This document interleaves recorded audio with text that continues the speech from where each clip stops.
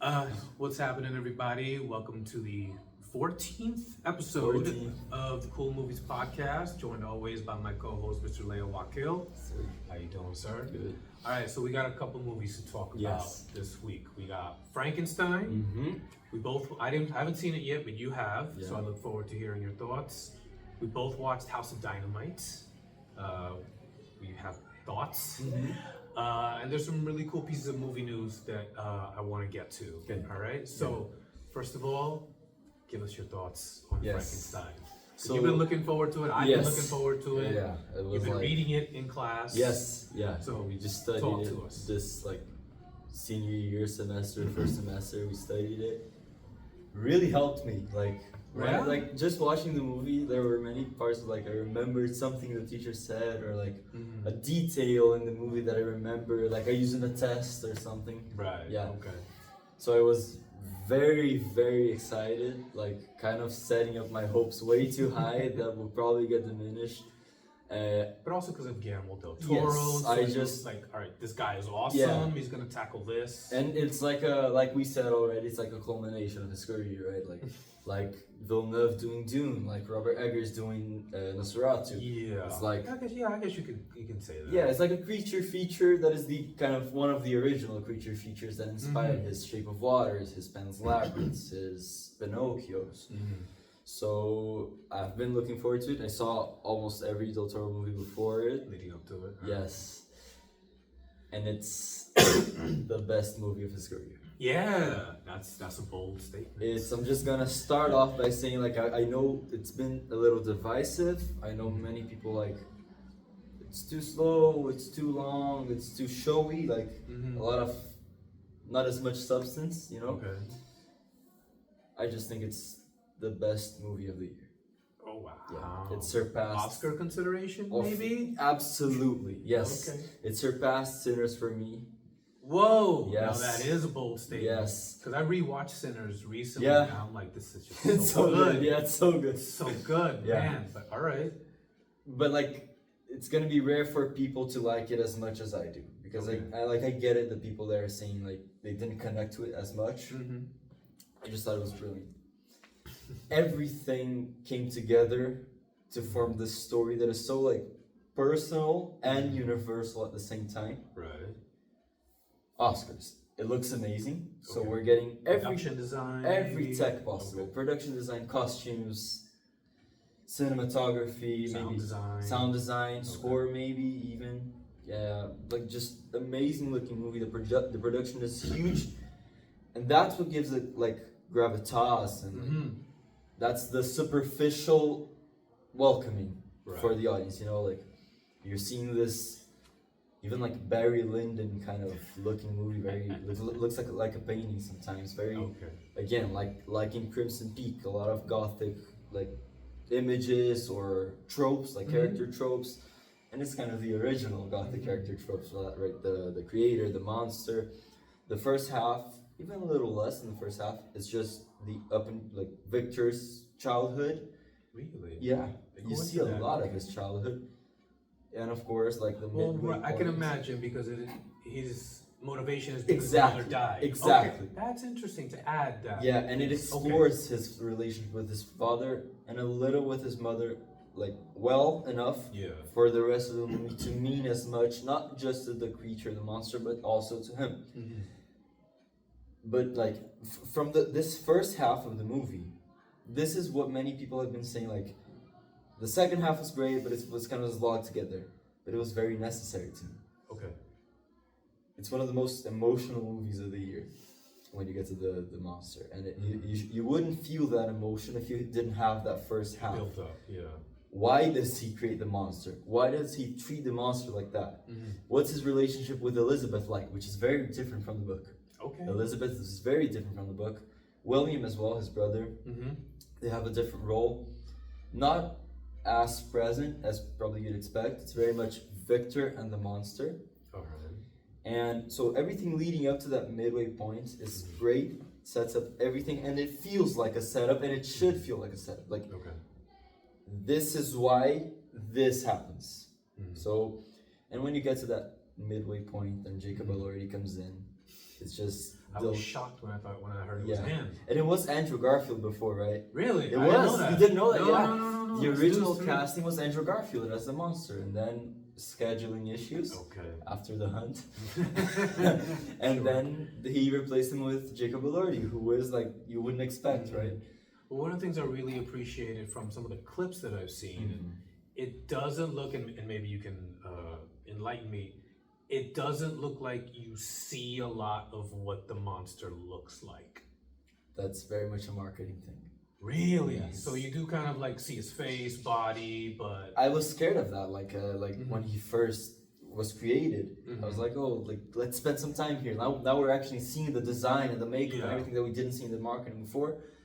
Oh, we may not get as much time with him, or the camera might not like face him. Yeah, because he's like the cloak and everything. And it's different, like it's very much the book, not the green one with the bolts in the neck and whatever. It's like a stitched up, put together creature. Yeah. And like the second half is Elordi masterclass acting. Have you seen Poor Things? Yes. I only saw it once, not a very rewatchable. Yeah, not really, but I love Poor Things. Okay. And Emma Stone in that movie, like him, Jacob Elordi as the monster, reminded me a little of what Emma Stone did. Okay. But it is different because Emma Stone, like, she was flamboyant, she was showing off, she was aggressive, not aggressive, but like, she had a very strong personality to the world she was just coming into. Okay. And he's the opposite. Victor strips away everything that he could have, like from the first week of his life. Yeah. And every decision that Elordi makes to bring the creature to life is perfect. Like his body language, he walks in a certain way, he speaks in a certain way when he starts speaking, he grunts in a certain way. He's very tall, like he's huge. Yeah, I noticed that. Yeah, way taller than Andrew Garfield. Like, I don't know how they would have done that. And his chemistry, his relationship with Victor also works. Oscar Isaac is also really great. I was wondering about that. Yeah, like every performance is good except for one. But Oscar Isaac is great. It's kind of another iconic performance for his career, like Ex Machina and Dune. Right. And I just love because when you think about his career, like he has all these great roles that you just mentioned. Like I think The Year of Violence is another one. Yeah, you told me about that. Triple Frontier, I think, fun action movie, but he's still very memorable in that movie. And then he's in the Star Wars trilogy. And I think he's so far the only person from the Star Wars trilogy that actually kind of made something of it. Yeah. Like we haven't seen the guy who John Boyega. Yeah, we haven't seen him do anything. We haven't seen like girl who plays Rey, forgetting her name. Wow, I'm blanking. Wow, come on. Totally. Yeah, you can look it up. But they've all kind of like hung their hat. And Daisy Ridley. Thank you. Yeah, I'm like the girl that looks like Keira Knightley. Yeah, and Natalie Portman also looks like And so like when I think of those movies and I'm like, wow, he was able to do something, because he was already starting to make moves before that, like establishing his career. And then he's like, okay, I guess I'm gonna cash in, and it doesn't really pan out, but he still has like his acting chops and decision making as far as what roles to take. And so that's why when I saw that he was doing Frankenstein, I was like, bro, you're just pitch perfect. And he does great voices, right? He sings like in Llewyn Davis, Coen Brothers movie. Inside Llewyn Davis, Ex Machina, he's like hilarious. Dancing. Dancing around, great scene. Dune, he's more like contained and subdued and serious. And this is like also seems like a culmination for him because it's everything. It's like a maniac scientist, a serious guy, a manipulator, an aggressive father. Right. He doesn't really interact with his father as Oscar Isaac, just the other kid actor. Yeah. But still, it's like he is Victor. Yeah, he does his thing. Christoph Waltz is also really good. Yeah, I just forgot that he was in that. Yeah, movie. he is, and he's great in everything. Yes, always. But he's a new character. He isn't in the book. Okay, it's like a patron. And maybe it's like different characters from the book put into one. Okay, but he's good. He isn't in the movie a lot, but sure, he's great. Felix Kramer, I think that's his name. His only previous movie was All Quiet on the Western Front. I never saw the German version. Yeah. And it was his first role because he's a theater actor. Okay. And I loved him in that. He has like 5 lines in this, but he is good. the one performance I didn't love was Mia Goth as Elizabeth. Okay. Stiff. A little too stiff. I found it stiff. I found like the character doesn't get as much to do, but it's way more than she gets in the book. She barely speaks in the book, if so at all. And here, She's basically a plot device in the book. Yeah, and that's something we learned. Like at the time that Mary Shelley wrote the book, female characters didn't really have a spot. Even as a female writer, she didn't give development or she didn't have any reference of how to do a female character. Exactly. Okay. And Del Toro gives her more to do, and I don't think it's his fault. Even I think it's more her fault for not giving more emotion, like simple emotion. She serves what she needs to, but like, if I have to say the worst part of the film, it's her. Okay. But like, it's such a like it's a the only, minor it's thing. so like she isn't even in the movie a lot. So I want to make it clear that I'm not gonna talk much about the first half, but it's not because it's bad, but it's because it's so essential for what comes next. Okay. After Lordy comes in, and there's like in the book, there's the letters, right? Yeah. In the book, it's Walton. This time, it's a modification of Walton. And there's this great opening scene, intense, like you don't see the creature's face, so you get like that. It's amazing, and I like that. Okay. Del Toro does a full circle moment with that prologue in the epilogue. Brilliant, everything. Like it works so well as a false narrative, you know. Like maybe in the middle, you're like, why that? No, it makes sense in the end. And after Lordy comes in, like Del Toro does, like it seems like he turns on career best mode. It looks amazing. It's intense. And there, do you know the blind man in the book? Basically, the guy who his actual father or friend, the guy who presents the world to him as a parent should, as Victor should. Look like exactly. So see what the monster. I used that in my test. Symbolism. The one person who could actually see him was the only person who couldn't actually look. See. Yeah. That entire like 20-minute section, or maybe even more, with the family and the blind man is like amazing. There are so many tender moments with the creature in him, and like I can't stress enough how good Lordy is. Like every expression, him learning the words, him learning how to read, how to act, violence, care, communication, reading, everything about life. That's like when you asked me in our first episode, what is something that you look in a movie? I said like emotional connection. And one of the ways a movie connects with me is like addressing the big questions of life, right? Yeah. That's why I love Everything Everywhere All at Once, like existentialist movie. And this movie, like it does it all. Like it's big, it's about language and communication and creation and fatherhood, but it's also about like a person, human connection, exactly. A person learning human connection and its importance. That section is intense, emotional, it's perfect. And then the third act comes in, and just banger after banger moment that just cuts back and forth between timelines, and it works well. It doesn't seem convoluted. It works well. It's a horror movie, but it isn't really that scary, which I do like, I think. Like, I don't think this would have, not as accessible, but it wouldn't work as much if it was just jump scare here. It marinates you, and the emotion and everything. Which I think is, having read the book so many times, like I think that's what Mary Shelley was going for, like that brewing thing, and then then finally, you get to the moment where Victor meets the monster, and the monster talks about his life, basically. You're like, it's all been building up to this, and then you're just dreading what comes next. At least in the story, I don't know how it's handled in the movie. You're like, oh man. And that's kind of the part of the prologue that I said, like that's kind of the setup. It's a little different from the book, that part, but it's kind of the setup. And they keep playing with going back and forth in these like two timelines. Three actually, the Victor's perspective, the monster's perspective, and the both thing of both telling their stories. Right. And so like the third act's just, it's very interesting. It's since I read the book, I feel attracted to this story. It's like about the guy who's alone and who finds meaning. And this is something I was looking forward to before I saw the movie. Del Toro said the ending is different from the book. Okay. And it's better. I like the ending of the book. It's a little like out of nowhere. Mm-hmm.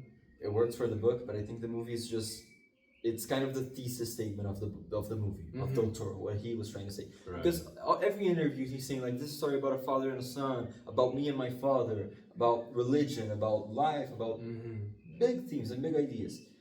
And it doesn't get lost in the scope. Like, I didn't love Robert Eggers' Nosferatu because it was exactly what you'd expect from Robert Eggers doing Nosferatu. It's like a passion project that he just, a by the books movie. Right. And this is inspired, like visually, musically. It feels heavy and I like from what you were saying, like some of the things that are not in the book that he added in. Yes. It kind of enriches it. Yes. Because that's such a tricky thing to do. Because sometimes you may remove something that is like essential, or add something that is nothing. Exactly. Yeah. Like there's a moment in, I still think it's one of the greatest added parts to a text from an adaptation.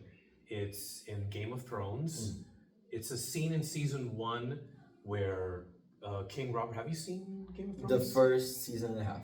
Okay, so then you'll know which one I'm talking about. It's the scene where King Robert is in the room with Sir Barristan Selmy, and then he calls in Jaime to the room, and then it's like, hey, we're talking war stories. What do you have? And that scene is not in the book. And so when there's that moment, okay, I killed a guy like this, and then he says like, what about, the Mad King, what did he say? And he's like, oh, he's been saying what he's been saying for hours, burned them all. And like the look of shock on his face. And just the entire moment itself is such a enriching moment of their characters and what they have had to go through. Because even though there's really great moments that are pretty beat for beat to the book, it's like that one stands out to me. And it adds, right? Exactly, it's it not just adds. there. It doesn't replace. Yeah, it doesn't replace. Yeah. You know what I mean? Yeah. And so that is always a tricky thing. And from what you're telling me, it's like for example, Christoph Waltz, being in there. Or for me, the most important thing that you mentioned is the backstory of Victor Frankenstein. It spends more time on that. Yeah, so you kind of understand his motivations a little bit more, which makes you invest a little bit more and kind of horrifies you. Yes. Not as with the decision. Yeah, and not with just scares. Like horrifies you in a different way. It's not just you're scared. How much of the backstory of how the book was written did you guys talk about? Anything at all? We talked about like her husband being horrible to her dying very young, her mother being a writer, and her writing it at 18 years old. Yeah, that's it? Yeah, kind of. Yeah, that was basic backstory. No other details? What else you got? Well, I think because it's the first real horror story, and it was a bet. Yes, sorry, yeah. Okay, thank you. Between like 3 friends, like her husband, and another guy. Yeah, I forgot the name of the other guy, but the book he wrote was called Vampire, spelled with a Y. There's a movie on Netflix. I think you could still probably find it called Mary Shelley, and it's kind of like a pseudo biopic between her relationship with Percy Shelley. Yes, yeah. And how Percy Shelley was really the monster, or really Victor Frankenstein. Yeah. And like, because of the way you are, this creation was made. So like you're the reason why this book is so good because you treated me so terribly, kind of thing. Yeah. Yeah. It's really interesting movie. I kind of enjoyed it. Who plays her? Or not really famous? Dakota Fanning's sister, Elle Fanning? Elle Fanning. Yeah, she plays Mary Shelley. Yeah, it was really, I saw it maybe like 4 or 5 years ago. I was like, this is better than I thought it was going to be. Okay, cool. Elle Fanning is in Sentimental Value this year with Skarsgård, Stellan Skarsgård, and Renate Reinsve. Have you seen The Worst Person in the World? Yeah, that's like a international movie, and the same director and the same main actress. They're doing a new movie this year with Stellan Skarsgård and Elle Fanning. Okay. Yeah. So, anything else to say? Any final thoughts? Just like impacted me in a way rating I didn't expect. It's an absolute 5 out of 5. 5 out of 5. Yes, it is. It's like well done. It's one of the. It's rare for a movie to like impact me this much this fast. Yeah. And it's not like it brought everything together I expected. Like I expected this to be a cool Del Toro movie. I read the book. No, it gave me a new feeling about the story. Okay. And just the ending. No spoilers, but it just elevated me to the sky. It's beautiful. It's devastating. it's very, very tender. And that's everything that I want from a Del Toro movie, from a Frankenstein movie. And Elordi is one of the best performances of the decade. All right. And wow, that's another one. Yeah, absolutely. And one of the things that I was hoping for, because we mentioned this before, was like it's just the perfect combination, Frankenstein and Del Toro. Yeah. If there's anyone that can really make that movie happen, it's him. And I think one of the things that I'm hoping for is what I believe Coppola did with Dracula. Is when I think of a Dracula movie, I think of Coppola's version. Yeah. I don't think of Bela Lugosi back in the day. Yeah. You know what I mean? I think of that version. And so I'm hoping that this will be the definitive Frankenstein movie. I haven't seen the Boris Karloff one, nor the Kenneth Branagh one. Kenneth Branagh was trying to be the definitive one. It's pretty faithful. Yeah. But again, it's like seeing De Niro. And here's the hot take or maybe you said this already. No, I don't think De Niro is as versatile an actor. You didn't say that. No. I thought maybe you have said it, or maybe I said it before. But yeah, I don't think he's that versatile of an actor. He's still a great actor, but he's not the kind of actor I think that can do anything. Yeah. You know what I mean? Like when he's really funny in Meet the Parents. But it's like when he plays specific kinds of damaged characters, he lights it up it's on fire. Yeah. It's kind of like Jake Gyllenhaal as well. Like I love Jake Gyllenhaal, do not get me wrong, but his forte is the character that looks like he's gonna explode in any second. Nightcrawler, Prisoners, Southpaw. Dude is amazing like that.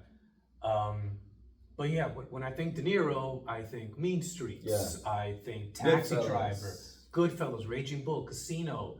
Killers of the Flower Moon. Not really. yeah. Like he did a horror movie with Dakota Fanning, I believe it was, and it was just so weird. I'm like, no, that's not. Yeah. He doesn't play very well because at a certain point you just see De Niro. Yeah. And Al Pacino kind of suffers from that same syndrome, you can say.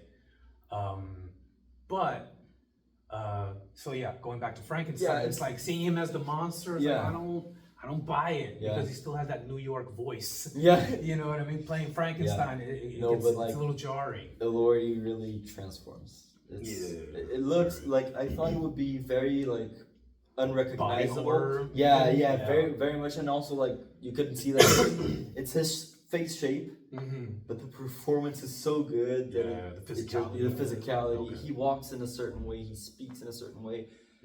This movie grabbed me and never let go. It's already in my favorites of all time list, like top 100 and something. Trust me, man, it's amazing.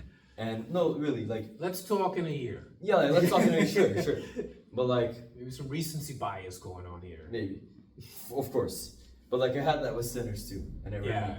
So Sinners is great. I don't know where I'm gonna put it, but I definitely gave it 10 out of 10. Yeah. Thinking this year, it is my favorite. It is my favorite Del Toro, and I hope it does well at the Oscars. Right, like Best Picture is like. It's kind of a stretch. Maybe a stretch, but like who knows? There are many contenders to like because every distributor always tries to promote a movie, and Netflix has A House of Dynamite, which we're going to talk about. Yes. Jay Kelly, Train Dreams, and Frankenstein. And Frankenstein is the stronger one out of these right now, at least. Well, and people are liking it. So yeah. Okay. All right. So please see it in the theaters. That's all I say. Final thing. Don't wait for please. I saw an article just yesterday of how much money one battle after another is losing. Each day it's losing each. I'm like, okay, maybe I get it for people who bring preconceived notions to the movie and then they just kind of, crap on it after the fact. But it's definitely worth watching in the movie theater. Yes. And it's very short theatrical run as well for Frankenstein. It's like 2 weeks. So I don't dig that. Yeah, no, that's like a horrible Netflix strategy, right? Well, that's one of the things I dig about. I don't know. I think it's Nolan. Nolan's like, you need to have my movie in the theater for like 4, 5, 6 weeks before you put it on streaming. Okay. Now, let's pivot to Okay, 9 out of 10 for Frankenstein. 10 out of 10 10. out of 10. 10 out of 10. Or Excuse me. absolutely Or 11 out of 10. 11. House of Dynamite. I super loved it. I think also, but I'm also just slightly biased, and also because of my taste in movies and what I appreciate what certain directors do. You like Catherine Bigelow? I am a super fan of Catherine Bigelow. Sometimes, well, she's on this streak now, starting with Hurt Locker, because from Hurt Locker, Zero Dark 30, Detroit, and now House of Dynamite, where I think she's definitely assumed the mantle of Master of Suspense, which used to be Alfred Hitchcock's title. You know, and I get it with Hitchcock, and he that was just his thing. He did it throughout. And now that she's done it, she's definitely the best at it.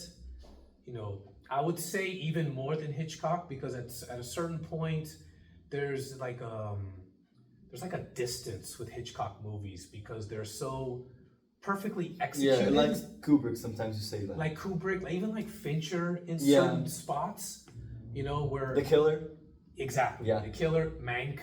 I haven't seen Mank. You haven't seen Mank? No. I like Mank a lot, but I just got so caught up in like how perfect everything is done. And like there's a specific scene, I know I'm getting off track, but there's a specific scene in Mank where the studio, it's like it's a dolly shot. It's a tracking shot, really. So the camera is in front of the characters, and it's the studio head talking about what they do. Like, we make stories that reach people, and it's like an opening statement like that a lawyer would give. And it's like, okay, that's a little heavy-handed with what you're doing, but then there's other moments where it's just like primo that I really, really loved. But with Hitchcock, it's like it's just like, okay, yes, you know, the character walks perfectly to his mark. You know, and then they say the right thing at that moment, and then the music cues, and it's like it's staged, a little staged. It's all staged. Like they would go like a year working on the script, and then X amount of months blocking out everything and where you're gonna be when you say the part of the line. You know, so it was all very, very rehearsed, very staged. And it's kind of the opposite of House of Dynamite, even feeling like staged. Exactly. It doesn't feel that way at all. It just feels gripping and real. And I love it's not really a Rashomon. You know, like, do you know what I mean, that reference? So Rashomon is from Akira Kurosawa, Japanese filmmaker, amazing filmmaker. Like watch Seven Samurai or Yojimbo. He's just amazing. And one of the things that he did with Rashomon is it's one event told from the perspective of 3 different people. Is it the same structure? Like, no. Okay. No. That's why it's not really Rashomon, because everyone is talking about what happened, but they're adding something. I think they're adding like, actually, there's this that also happened, and then there's also like, you know, the bias of perspective. So there's a lot of that going on, which was really interesting. Now, with House of Dynamite, yes, it's 3 perspectives on the same scenario that is happening, but they're not really adding something to what was already done. It's very like compartmentalized, but the unifying thing is the missile launch. But what unifies them is just like you're so like gnashing your teeth and gripping, you know, like that first act specifically, right? Because well, for me, it was 2 moments. It was Jared Harris, who I think steals the show. He does, He really steals the show, like especially for somebody like me, the father aspect of it, and just Idris Elba, like my God, like the way he expresses, like I don't know what to do. And I have this weight that I feel. Yes, like, exactly. He doesn't feel apathetic, like I don't know what to do. Yeah, he expresses frozen it. Yeah, he's not frozen. with it, you know? It's like, you see it in everything that he does when he's looking at the binder with like, okay, should I do this? Should I do that? And you know, and it's like, he's calling his wife and trying to get advice, even though like... She's in Africa. It's like, what expertise? What with your wife? Yeah, you know what I mean? I mean, no offense, but... this is not exactly her wheelhouse. It's more for him, right? That he comes Yeah, from. it's like that's what you have the other people around you for to do. So And he's like always great, Idris Elba, in everything he does. And I think he's not utilized as much in movies as he should. nah. Like, it's a very good role for him, this one. But I also think like he's very particular about what He he is, chooses yes. to do, which I Yeah. also appreciate. Yeah. And he is one of those actors that is like super versatile. Yeah. You know what I The mean? Office. He was in The Office. He was in The Office. Rock and Rolla, Guy Ritchie movie. Yeah, Very yeah, underrated. yeah. Everyone needs to watch Rock and Rolla. Like Mhm. Tom Hardy, Gerard Butler's in there. It's I love that movie. Yeah. And then he plays like Luther in that Yeah, series. You know, Alice. You know, which is really funny. But he just, you feel for him. Yeah. You really feel for him. And I think one of the things that maybe there's a couple of things that I see people have an issue with. Yeah. That I kind of get it, but doesn't really matter to me. The first is, it's like a plot hole of them not knowing who launched the missile. Yeah. That's not a thing. That would be completely unrealistic in my eyes. Yeah. It's like, just use math and you know, like reverse engineer the angle. But like they you can didn't figure have out. time. That's the excuse. Yeah, that's Still. why there's so many different There are people, departments. exactly, there are Like people during doing while that. you're trying to Yeah. figure out what to do, somebody is Yeah. doing some calculations. That's my whole thing. Yeah. But it does add to the tense and suspenseness of what should I do, especially from the Idris Elba character. It's Because like, he's asking like who did it, and they don't know, and they like, what do you mean you don't know? Yeah. Freaking find out before I make any decisions, you know what I mean? And then there's the thing of like the ending, which Many is just people like, don't like the ending. okay, I won't make any spoilers, but the idea is like, what do you expect to see? Yeah, if you followed the movie up till that point, and you've seen how the first and the second part end, what do you expect from the third part? Right. You know, and I think if to have an ending that people would expect or maybe even want, I think would be a little grotesque. Yes, exactly. Almost unnecessary because a couple of things. One, I don't think it's like the overall thesis of the movie. I don't think that's the reason why Catherine Bigelow is like, okay, we're gonna do all this so it builds to the end. You know, it's not like Frankenstein where it all just kind of, you know, that's the direction it's going in. Catherine Bigelow, especially in this last few runs, is like going for an overall feel, an overall vibe, as you kids like to say.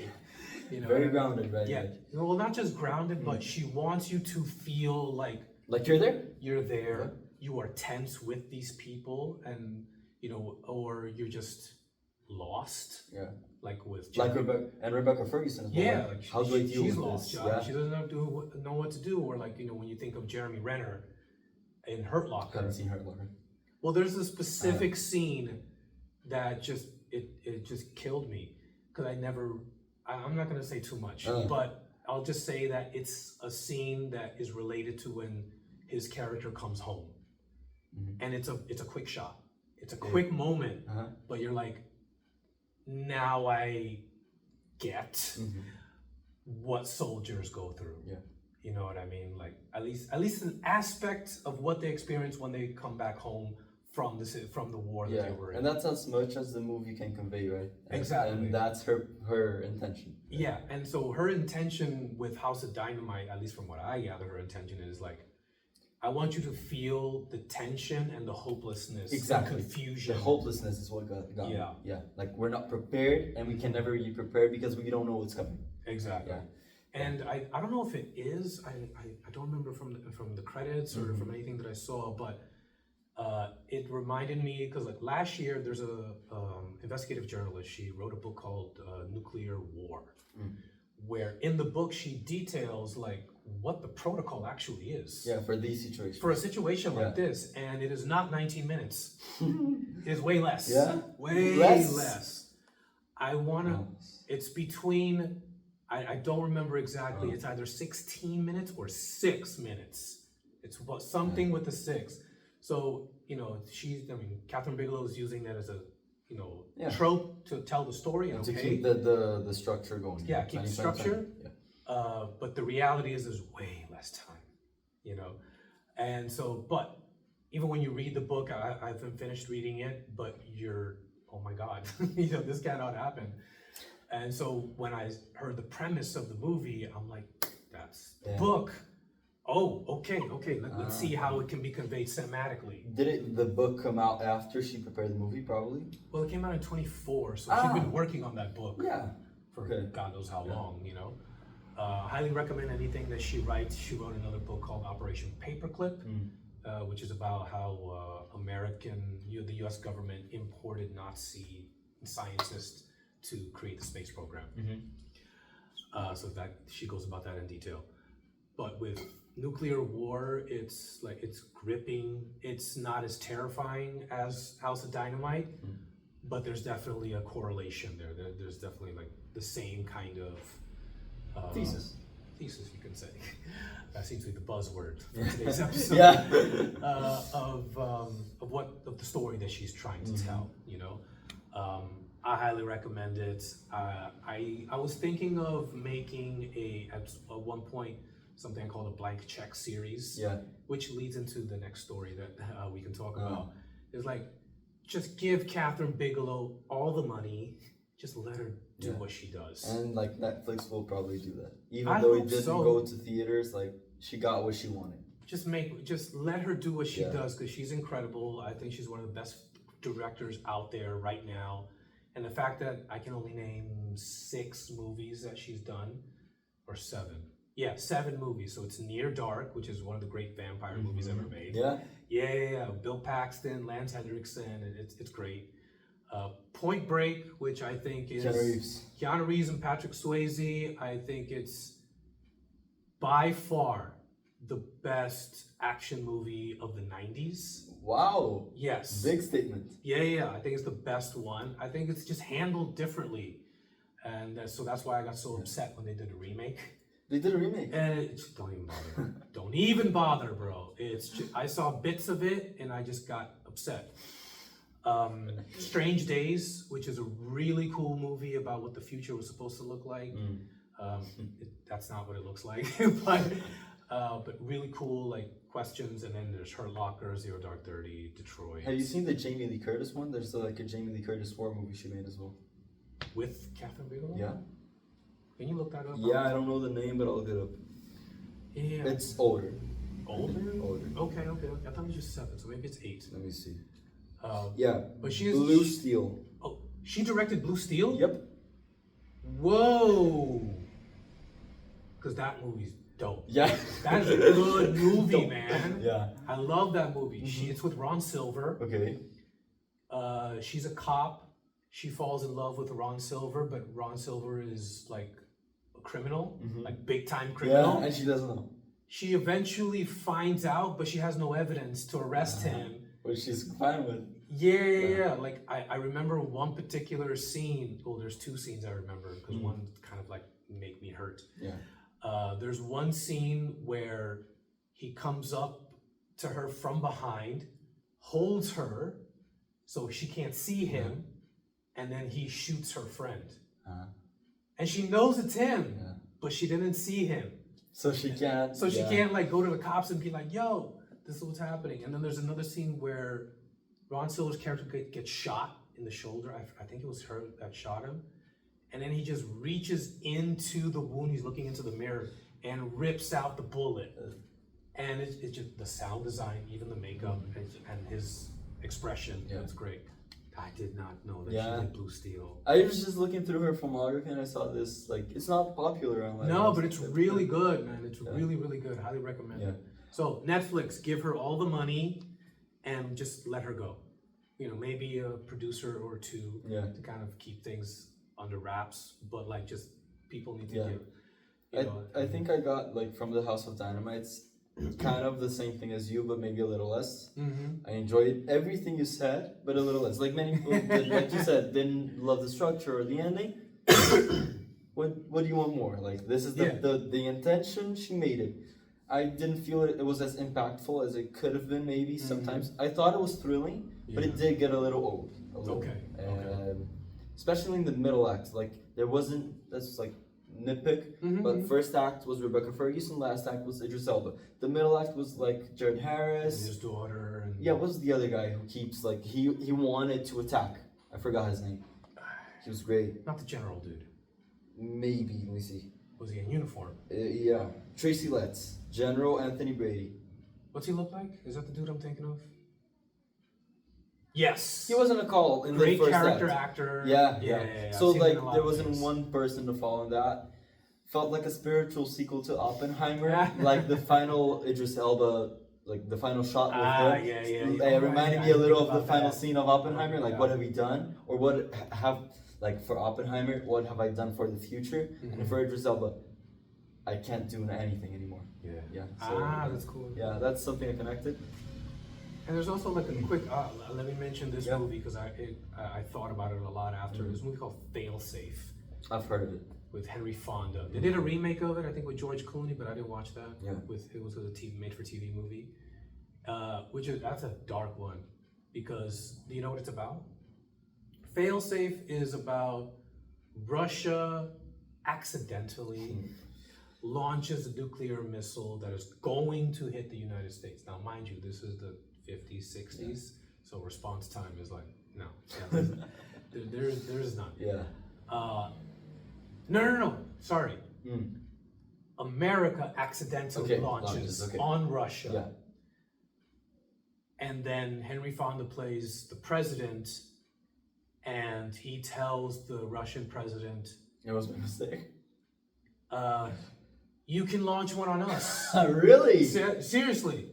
Wow. You can launch one on us because we accidentally launched one on you. Like I want to know what happened in that, but like. Well, the movie kind of ends. Oh. I won't say how it ends. Is there a resolution? No. It's just like you're left with like the dark and just. Like House of Dynamite. Like House of Dynamite, like. Cool premise. Real cool premise. Yeah, I didn't particularly like it, because it's an old movie. And there's a lot of things I don't appreciate about it. But anyways. Yeah. Okay. But the acting was really good. Henry Fonda is just one of the greats. Yeah. All right. So speaking of, let's go back to blank checks. Yeah. You're rating for House of Dynamite? Oh, 9 out of 10. 9 out of 10. Definitely 9 out of 10. I love her, man. She's amazing. I give it a 6 out of 10. 6 out of 10. Okay, cool. Nah, I loved it. Yeah. I loved every moment of it. Cool. You know, and because it got me in the feels. Yeah. But just not like crying feels. Yeah. It got me in the like I'm terrified. Yeah. And I can't sleep now like for the next hour. Yeah, it's like a top 10 of the year for you? Right now, at least? Yeah. No, not better than Sinners. No. Sinners is still top for me. Yeah. But yeah, that's definitely up there. Yeah. So. Blank checks. Blank checks, because one was basically given to Taylor Sheridan. Do you know who this is? Yes, absolutely. We talk about 1883, 1923. And Yellowstone. Yeah. Okay, have you seen anything? I've seen 1883. I've seen. Really? Yeah. Okay. Cool. I've seen Sicario. I've seen Hell or High Water, and I've seen Wind River. Wind River is brilliant. Breaks you. Yeah. It totally breaks you. It's so good. But like out of all of these, 1883 is so good. It's perfect. It's the perfect mini series. Yeah. Oh yeah. You said you watched it with your mom, I think. Or your No, I wanted her to watch it. Oh, you wanted her. Okay. Because it's like beautiful. It's kind of beautiful for really a Western is. show. Yeah. It really. I told really you is. some other teachers from school have seen it. Okay. Yeah. But no, it's 1883. I think is like the best thing he's ever done so far, anyways. Yeah. Even though I really love Wind River, I think that's probably his best movie. Yeah. I like Sicario a lot. Don't get me wrong. Yeah. But it doesn't. And he only wrote Sicario. Yeah, it's a Villeneuve movie. Yeah. Because he wrote and directed Wind River. Yeah, and Hell or High Water. No, he didn't direct. David Mackenzie. David Mackenzie directed Hell or High Water. Have you seen it? Yes. Yeah, I like it a lot. I thought it was the dude that eventually directed. Can you double check that for me, please? Because I thought it was the Carrie something, the guy who directed No Time to Die, the last Bond movie. David Mackenzie. No, David Mackenzie? Yeah, let me see who directed No Time to Die. I can't pronounce his last name. Sorry. Carrie Joji Fukunaga. There we go. Yeah. He directed Jane Eyre. He directed a show called Masters of the Air. Okay. Yeah. Ah, It's got kind of famous. for Apple TV. Apple TV. Yeah, from the pilots of World Yeah. War II. Yeah. But yeah, so I think he's just one of the best creators right now. Yes. And so I've been doing some inside baseball stuff because I just got obsessed with this story. Yeah. So $1 billion worth deal with NBC Universal that includes TV and film. Amazing. And apparently what happened was, because I think the deal got signed on Monday? Yeah, it was It was this week. Yeah, this week. So on Monday, and I think that weekend, he had a meeting with the higher ups at Paramount. Okay. Like him and the 3 higher ups on a private plane, and like, oh, we love you. You want me to keep doing what you're doing? But why did he give a reason why he left? No, there's only speculation. What's the company he left? Paramount. Paramount. Do you know who's going to Paramount? The Duffer Brothers. Yes, I did. Yeah. They got Duffer Brothers. They got. Well, here's the thing. Yeah. So from my read of the gossip, because that's all we got right yeah, now. that's movie gossip.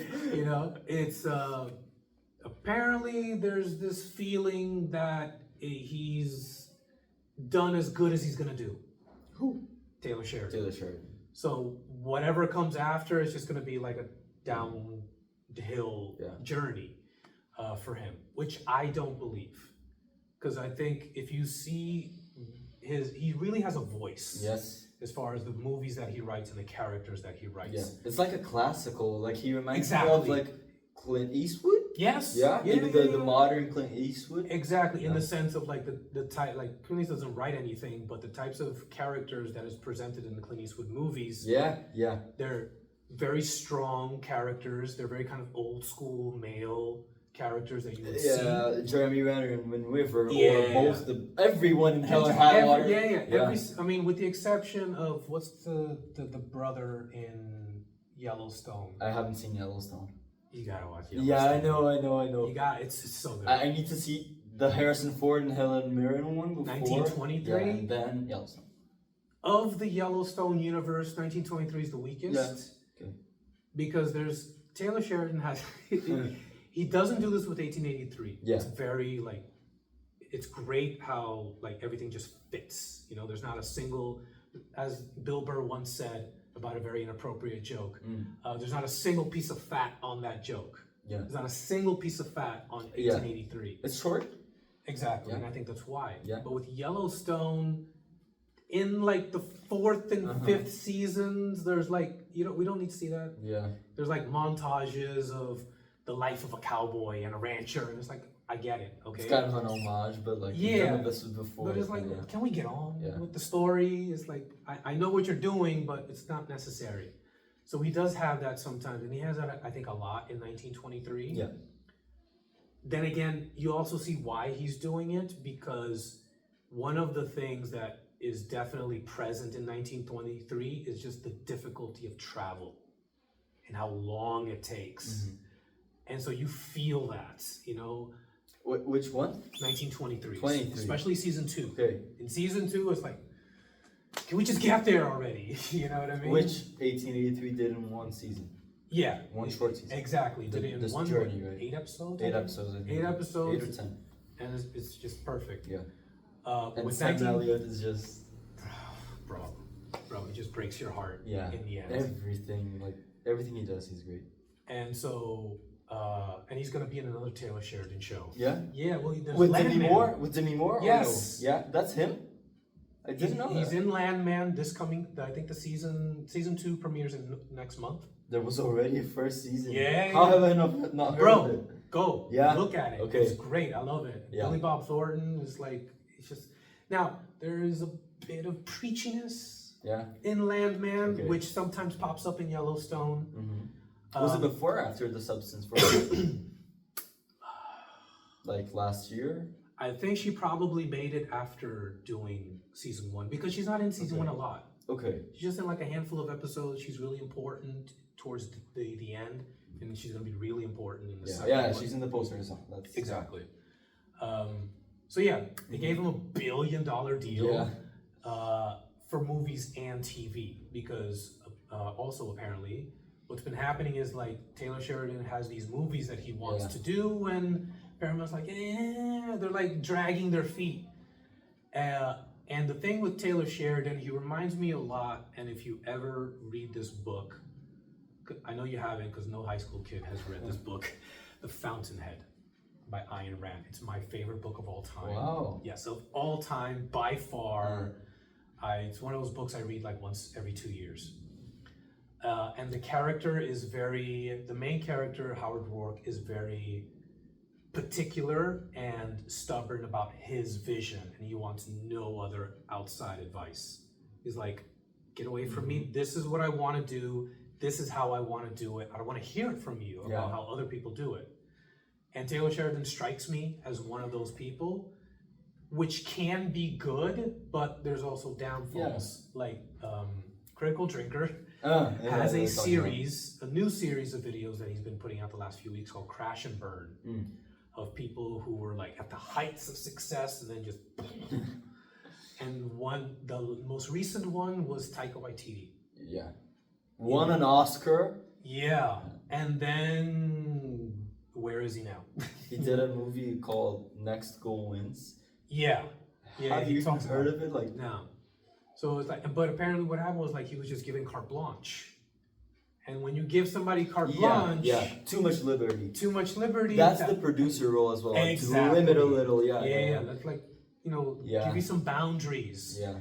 And like, and that's something that like people critique Marvel about, but he was under Kevin Feige when he did Ragnarok. Yeah. So when he did it, like he had the constraints from the higher up, but he did his thing. And it's great. I loved Ragnarok. Me too. And Jojo Rabbit, same thing. Like it was a studio, and he was still like he wasn't after he won the Oscar. Then he got these blank checks. Yeah. Thor: Love and Thunder, and which I don't like. this. Yeah, me too. Yeah. And this new movie, he probably did like 2 movies in the last 3 years we've never heard about. Yeah. Yeah.